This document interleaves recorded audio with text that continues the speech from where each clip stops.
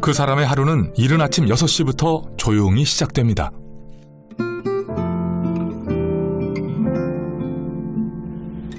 출근할 땐 긴 머리를 늘 정갈하게 다듬는데요.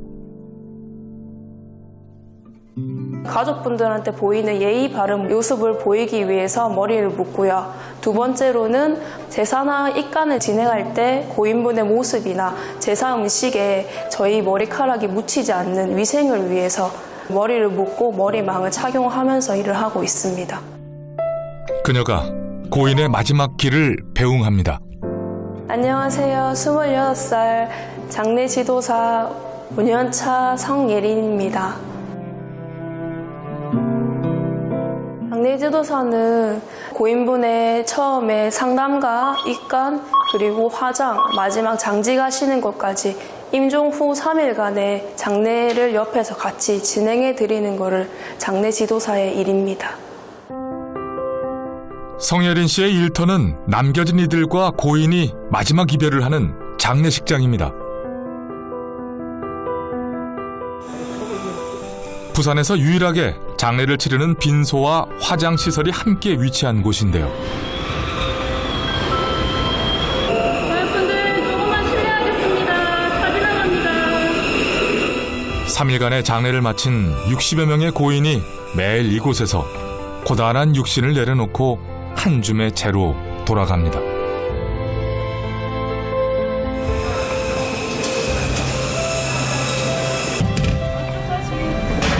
천천히 내릴게요.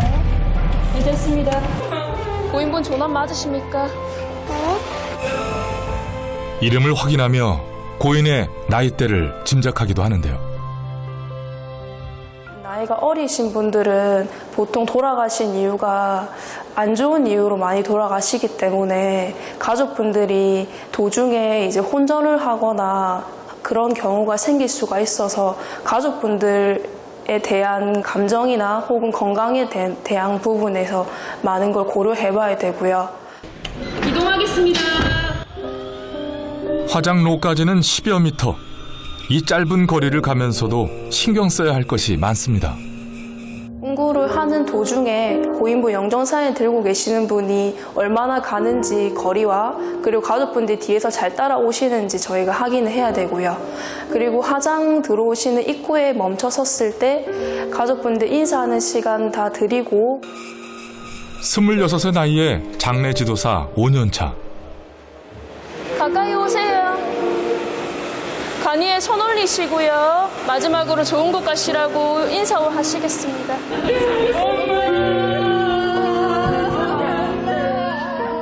여전히 주변의 시선은 차갑습니다.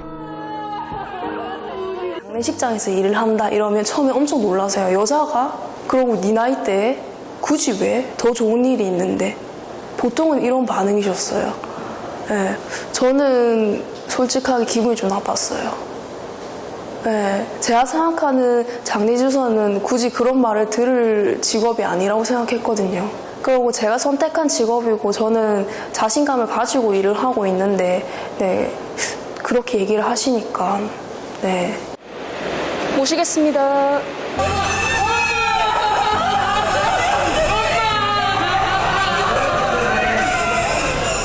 예전에는 관을 드는데 힘이 필요해서 젊은 여성들이 쉽게 할 수 없는 일이었지만 전동 운구차 같은 장비가 들어오고 대학에 장례지도학과가 하나둘 생겨나면서 예린 씨와 같은 장례지도사들이 늘어났습니다.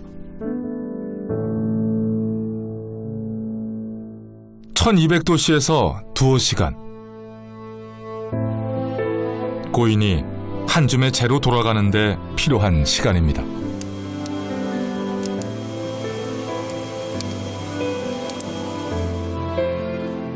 장례 지도사는 유가족과 함께 그 시간을 오롯이 견디는데요.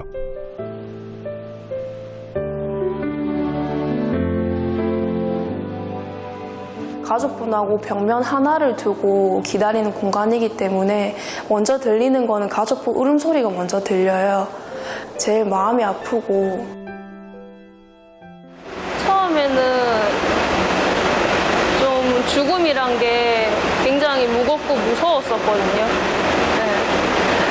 그래서 있었는데 지금 현재는 사실상 얘기하면 더 무거워졌어요. 무섭진 않는데 네, 무거워졌어요. 가족분들이 이제 오셔서 우시는 거나 혹은 이제 마지막에 좋게 보내드리는 모습 봤을 때는 굉장히 어쩔 때 이렇게 보면 행복하다고도 할 수 있고 어떻게 보면 되게 슬픈 일일 수도 있잖아요. 근데 저한테는 그게 그 일을 도와주는 사람이다 보니까 저한테는 굉장히 무겁게 느껴지더라고요, 아직까지도. 경건한 마음은 그녀의 손짓과 몸짓에 고스란히 묻어납니다.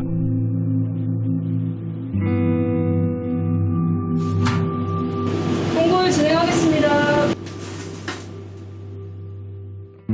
한 사람의, 한 고인의 마지막 종착지인 죽음을 저희가 담당하는 거잖아요. 저희 생각에는 아무렇지 않을 수 있는 실수지만 가족분한테는 되게 크게 다가올 수가 있거든요. 그래서 저희는 실수하지 않고 그리고 되려 입 조심하고 말 조심할 수 있도록 책임감이 생기더라고요. 고인의 명복을 빕니다. 그런데 요즘은 이러한 이별의 시간조차 허락되지 않는 일이 많습니다. 코로나 때문이죠. 저희는 코로나 사망자분이 계시는 날은 소수의 인력으로 진행을 하게 되는데 그때는 아무것도 모르는 상태에서 진행을 해서 처음에는 얼떨떨했었어요. 가족분들은 저는 조금이라도 도와드리고 싶은데 바리게이트라고 저희가 그 바리게이트 안에서 고인분하고 가족분하고 거리를 두거든요. 그 안에서 이제 넘어오지 못해서 울고 계시는 가족분들을 보니까 도와드리고 싶은 마음은 큰데 그거를 못 도와드리니까 전 첫날에는 죄송한 마음이 제일 컸었어요. 기억에 남는 유가족이 있습니다. 보통은 이제 들어오실 때 간에 아무것도 못 올리니까 가지고 오지 말라고 저희가 먼저 연락을 드리거든요. 어떤 한 가족분은 먼저 사전에 수의를 준비를 해 놓으신 거예요. 고인분께 입혀드리기 위해서. 근데 그거를 준비해 놓으신 수의를 입혀드리지 못해서 저희에게 3-4번의 사정을 하셨어요. 간이에 제발 올려달라고. 정말 이쁘게 포장까지 해오실 거고 접어서 오셨더라고요. 사정을 하셔서 저희가 처음이자 마지막으로 간이에 수의를 올려드렸었거든요. 그 상태로 화장에 들어가셨던 분이 저는 제일 기억이 나요. 예린 씨는 장례식장 근처에서 자취를 하고 있는데요. 와서 그렇게 할까 봐요. 반가운 손님이 왔습니다. 야, 니는 문 열어주면서 요새 세상이 얼마나 그 시기한테 누구세요? 물어봐야지. 여기 뜬다, 이가 얼굴이. 아무리 떠도. 엄마다. 예린 씨의 어머니입니다. 오는데 안 힘들었나? 그런데 내 마음이 바빠서 그랬는가. 옥수리 지하철이 빨리 가더만. 잘 먹나? 안 먹었다. 아직 안 먹지? 니하고 같이 먹으려고 7시부터 해가지고 솜씨 없는 그 시기를 해갖고. 부족한 솜씨 대신 정성을 담은 엄마표 반찬입니다. 밥은 있나? 밥은 해놨다, 새로. 품 안의 자식일 줄 알았던 맏딸이 장례 지도사가 되겠다고 했을 때 받아들이기가 쉽지는 않았습니다. 진짜로 저한테는 고민이 컸었어요. 안 했으면 좋겠다. 안 하면 안 돼? 예린아, 다른 진로를 생각해보면 안 돼? 또 안 된대요. 어떨 때 보면 귀신도 본데 진짜로 귀신을 봐가지고 걔가 막 허적거리고 이러면 그게 너무 상상이 돼가지고 무서웠어요. 아이고, 밥을 고슬고슬 잘하셨네요. 야, 아침부터 일어나고 했는데 너무 차린 건 없지만 맛있게 잡수세요. 잘 먹겠습니다. 네 그거 보고 감자국 끓여달라 해가지고 엄마가 끓였다. 입학 원서를 쓸 때만 해도 하나 잡수시오. 참 많이 싸웠다는 두 여인. 잘 삶았냐? 잘 삶았나? 응. 어제 내가 오후에 자갈치에 선주국 이모한테 갔었거든. 그냥 또 한참 딸 자랑을 했지요. 동네 먹는 소문 좀 내지 마라. 왜 며칠에도 목욕탕 가가지고 소문 다 내가지고 씨. 근데 내가 뭐 별로 뭐 잘 살지도 않고 뭣도 안 하고 뭐 그런데 딸내미 자랑하는 재미라도 있어야지 뭐 어떻게 살겠노. 하지만 지금의 어머니는 예린 씨의 1호 팬이자 든든한 응원군입니다. 그날 걔가 운구를 하는 날이었어요. 유가족 분들하고 관을 이렇게 모시고 쭉 따라오는데 이제 좀 이렇게 평소에 까불거리는 모습이 아니고 정돈된 듯한 느낌으로 그분들을 이제 유가족 분들을 모시고 가는 중에 화장장 앞에서 그 뭐 이제 마지막 하시는 분들에게 인사도 드리고 뭐 이런 말을 하는데 너무 자랑스러웠어요. 정말 내 딸이지만 멋있구나 라고 생각했어요. 딸의 진심이 어머니에게 닿은 겁니다. 그럼 예린 씨는 왜 장례 지도사가 되고 싶었을까요? 할머니가 임종하실 수 있을 만큼 위급해진 상황이 되시더라고요. 그래서 그 상황 때문에 장례가 어떻게 진행되고 어떤 절차가 있고 어떻게 해서 장례식장에 들어갈 수 있는지가 너무 궁금하더라고요. 저는 손녀니까 먼저 알고 싶었거든요. 대비도 하고 싶었고요. 그래서 그런 걸 알아보다가 장례에 대해서는 이렇구나 저렇구나에 대한 걸 많은 걸 알게 됐어요. 그래서 처음엔 호기심이었는데 뒤에는 해야겠다는 마음을 먹었었어요. 할머니 장례는 제가 해드리고 싶었거든요. 긴 투병 생활 끝에 세상을 떠난 외할머니의 장례를 비록 직접 치러드리진 못했지만 장례 지도사란 꿈을 꼭 이루겠다고 약속했습니다. 그리고 꿈을 이룬 지금도 공부를 그만두지 않고 이어가고 있습니다. 올해부터 대학교 사회복지학과에 편입한 건데요. 더 좋은 장례 지도사가 되고 싶다는 목표가 생겼기 때문입니다.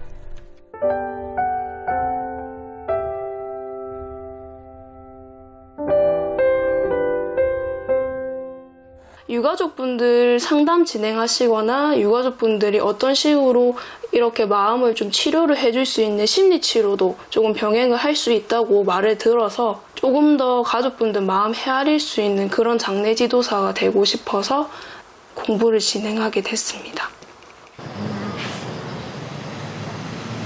자, 오늘 첫 번째 입관하시는 분은 성심장마비로 사망하신 분이니까 최대한 정중하게 모셔야 됩니다. 예, 알겠습니다. 첫째 날 안치된 고인의 시신은 둘째 날 염습을 거쳐 셋째 날 입관하게 되는데요. 고인의 몸을 깨끗이 닦은 후 수의를 입히는 과정이 예린 씨에게도 처음부터 쉬운 일은 아니었습니다. 처음 저도 실습 갔을 때는 두려웠었어요. 얼굴은 창백한 상태에서 몸이 굉장히 차가워요. 네, 그런 상태에서 처음에는 그 분위기가 너무 무서운 거예요, 들어갔을 때. 그래서 이제 그렇게 하고 집에 들어왔는데 몸이 너무 무거워가지고 밥상에 앉고 난 뒤로부터 저는 기억이 없어요. 근데 어머니랑 여동생한테 들었는데 갑자기 제가 벌떡 일어나서 냉장고 문을 열었대요. 그래서 이제 소주 한 병 꺼내서 혼자 까가지고 그걸 다 마셨대요. 그러고 누워 잤대요. 고인분을 들어가서 닦아드리고 수의를 입혀드리고 얼굴에 이제 뭐 다크서클이나 상처 같은 거를 메이크업으로 조금 지워드리고 그리고 마지막에 습신이라고 양말 있거든요. 그거 신겨드리고 그러고 난 다음에 가족분들 맞이해서 마지막 인사 도와드리고 장례식장에서 인사는 남다른 의미를 지닙니다.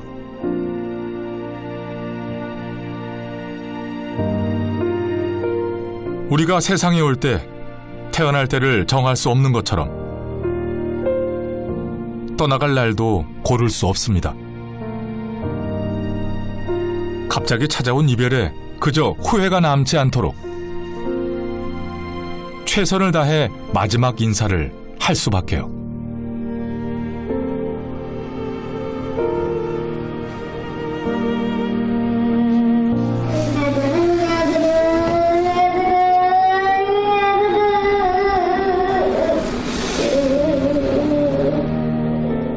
그곳에 유가족 가까이에서 슬픔을 함께 나누는 장례 지도사가 있습니다. 저희가 이제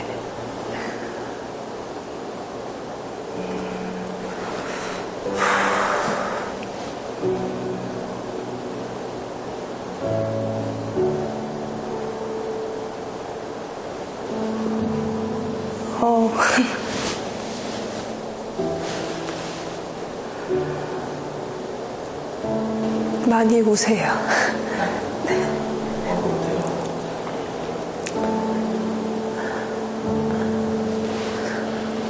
그때가 제일 마음이 아파요.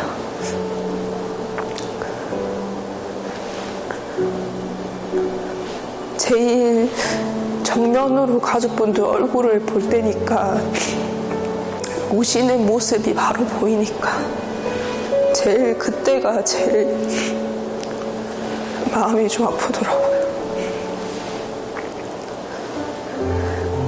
저는 그냥 잘 끝내셔서 이 마음 잘 치유하셔서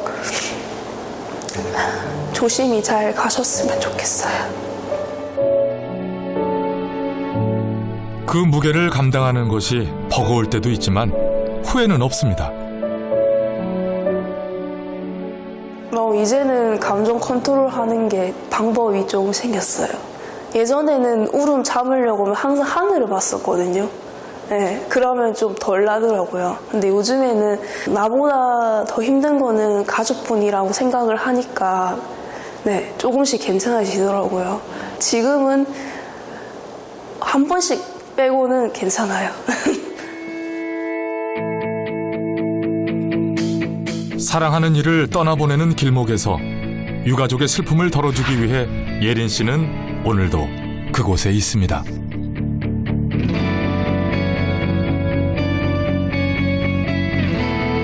책임감 있게 행동하는 장례 지도사가 되고 싶어요. 진실된 사람처럼요. 왜 하필 그 일이냐고 말하는 사람들도 인정할 수밖에 없는 중요한 사실이 있습니다. 이들이 하는 일이 아무나 할 수 없는 일이라는 것 말이죠. 앞으로 이제 뭐 밝은 세상, 뭐 좋은 세상, 그리고 서로 외롭지 않고 쓸쓸하지 않는 그런 세상이 된다면 이 직업은 그래도 언젠가는 없어지지 않을까. 죽음의 숭고함을 완성하는 그곳에 사람이 있습니다.